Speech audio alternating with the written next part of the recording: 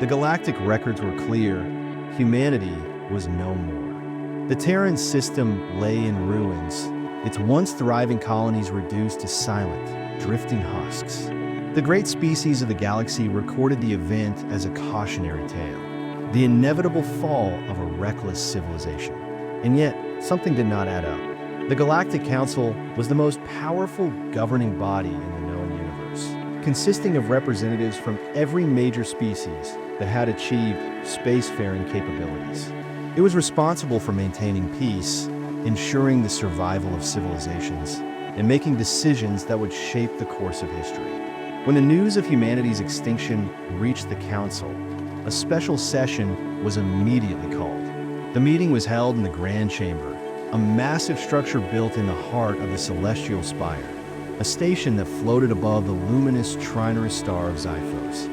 The chamber was designed to accommodate hundreds of representatives, each seated according to their species' ranking in the intergalactic hierarchy. The atmosphere was solemn as the members gathered, their expressions a mixture of relief, concern, and curiosity. The session began with Grand Archivist Zellner, an elder of the venerable Zentari species, addressing the assembly. He was one of the oldest beings in the council, possessing knowledge that spanned several millennia. His deep, resonant voice carried across the chamber as he recited the final report on humanity's fate. After thorough investigation and analysis, it has been confirmed that the human species no longer exists. Their homeworld, Earth, has suffered complete devastation, and no traces of human survivors have been detected in any known region of the galaxy. All transmissions from their colonies have ceased, and their fleets are no longer active. Therefore, as of this moment, the Galactic Council formally declares humanity to be an extinct species. A wave of murmurs spread through the chamber. Some species nodded in agreement, while others exchanged skeptical glances. The extinction of an entire species was not unheard of, but humanity had been one of the most ambitious, unpredictable, and resilient civilizations the galaxy had ever known. Their disappearance raised many questions. One of the representatives, a tall and imposing figure from the Zalari Republic, stood up. Commander Vena was a seasoned military strategist who had faced humans in battle before. Her experience had taught her to never underestimate them. She cleared her throat before speaking, her voice filled with uncertainty. With all due respect, are we certain of this conclusion? The humans have always been resourceful. They have survived countless wars, planetary catastrophes, and interstellar conflicts. Their technology, although primitive compared to some of ours, has always been innovative. Could they have simply gone into hiding? Grand Archivist Zellner turned his gaze toward her, his ancient eyes reflecting wisdom and patience. The evidence we have gathered is extensive. Every known human colony has fallen silent, and there is no indication of their presence anywhere in the galaxy. However, if any proof of their survival emerges, the Council will reevaluate this decision. Until then, humanity remains a chapter in history. The debate continued for hours, with some representatives questioning the finality of the verdict, while others accepted it without hesitation. Some species had once feared humans, viewing them as a potential threat, while others had respected their determination and adaptability. Regardless of personal opinions, the official record would state that humanity was no more. As the session concluded, the council chambers fell into an uneasy silence. The declaration of humanity's extinction would be recorded in the Galactic Archives, serving as a reminder of a species that had once reached for the stars but had ultimately vanished. Yet, despite the council's confidence in its decision, there were those who remained unconvinced. Deep in their minds, a lingering doubt remained. Had humanity truly perished, or were they simply waiting for the right moment to return? Several weeks after the Galactic Council officially declared humanity extinct, strange signals began to appear in various regions of the galaxy. At first, these signals were dismissed as mere anomalies, echoes of lost transmissions from once thriving human colonies. However, as time passed, the signals became more frequent and more complex. They were not random. They followed a distinct pattern, as if someone or something was deliberately sending them. The first recorded instance of these signals came from a deep space observation station located near the Orion Expanse. The station, operated by the Vorthen Collective, was responsible for monitoring interstellar communications and tracking celestial events. The scientists working there initially believed the signals were remnants of past human activity, distorted by cosmic radiation. However, further analysis revealed that the transmissions contained encrypted sequences resembling old human communication protocols.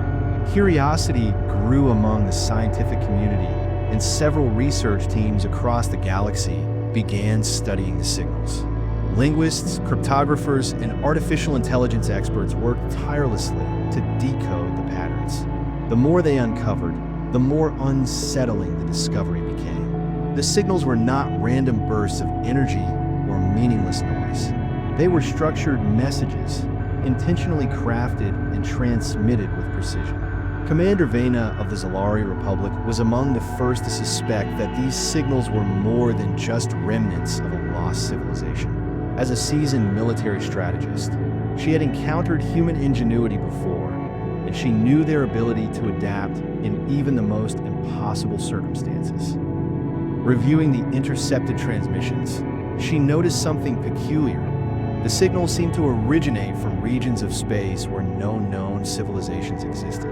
These were uncharted territories, distant voids where no life was expected to thrive. The Galactic Council, still confident in its declaration of humanity's extinction, dismissed these findings as inconsequential. Some members argued that the signals could be automated responses from ancient human satellites or malfunctioning technology left behind. Others speculated that unknown species may have discovered remnants of human data and were unknowingly transmitting them. Despite the skepticism, those who closely studied the signals remained unconvinced that they were mere accidents. The frequency of the transmissions increased, and the locations from which they originated became more unpredictable. It was almost as if something was moving through space, carefully selecting points from which to broadcast the signals. While the Council continued to believe that humanity was gone, those who listened closely to the transmissions began to suspect otherwise. Perhaps, somewhere in the vast expanse of the cosmos, the story of humanity was not yet over. Beyond the reach of known space, in the depths of the unexplored void, a hidden sanctuary existed. It was a place unseen by the prying eyes of the Galactic Council, a fortress concealed within the shadows of a rogue planet, drifting far from any established star system. This sanctuary was known only to those who sought refuge within its vast and carefully constructed stronghold. The Hidden Bastion was not an ordinary space station or planetary colony. It was a self-sustaining fortress built with advanced technology designed to shield itself from any form of detection. Its structure blended seamlessly with the frozen surface of the rogue planet, making it appear as nothing more than a lifeless celestial body. The energy signatures were masked, communications were encrypted beyond recognition, and any heat emissions were absorbed by specialized shielding. To the rest of the galaxy, this place did not exist. Deep within this hidden refuge, survivors thrived. Engineers, scientists, strategists, and warriors worked together to ensure their survival. They were not merely hiding, they were preparing. The Hidden Bastion was more than a sanctuary. It was a foundation for something greater, a place where knowledge was preserved, where innovation flourished, and where the mistakes of the past would not be repeated. The Bastion's central command chamber was a vast hall filled with glowing displays and strategic maps of the galaxy. Here, the leaders of the refuge gathered to discuss their future. They knew that staying hidden forever was not an option. They needed to rebuild, to strengthen their forces, and a plan for the day when they would emerge once more. Scientists worked tirelessly to push the limits of technology, creating new propulsion systems, advanced energy weapons, and artificial intelligence capable of outmaneuvering any known fleet. Every individual within the Bastion had a role to play, and every contribution brought them closer to their goal. Despite the challenges, there was hope. The Hidden Bastion was not just a place. It was a symbol of resilience, a reminder that no matter how dire the circumstances, those who refused to surrender would always find a way forward. As the galaxy remained unaware of its existence, the inhabitants of the Bastion continued their preparations. They did not seek conflict, but they would not remain in the shadows forever. The time would come when they would step back into the light, stronger than ever before. Across the galaxy, conflicts were often marked by grand battles, massive fleets, and devastating planetary invasions. However, there was another kind of war, one fought not with open aggression, but with secrecy, precision, and patience. This was the Silent War, a conflict waged in the shadows, where information was the most powerful weapon and survival depended on the ability to remain unseen. It began when unexplained disruptions started affecting key interstellar networks.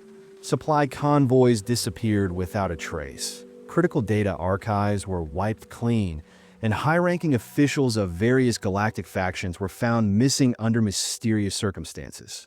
At first, these incidents seemed random, but those who studied the patterns recognized that they were anything but accidental. Someone, somewhere, was working with incredible precision, targeting only those who held knowledge or influence over galactic affairs. The Galactic Council grew uneasy. Their vast fleets and heavily fortified strongholds had always ensured dominance. Yet now they faced an enemy they could not see. Every attempt to track the perpetrators ended in failure. Every probe sent to investigate returned with corrupted data, and every intercepted transmission led to dead ends.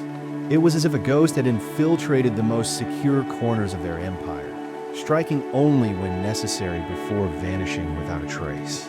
In the hidden corners of the galaxy, there were those who understood the truth. The Silent War was not about destruction. It was about control. It was a war fought by those who had been forgotten, by those who refused to surrender to history.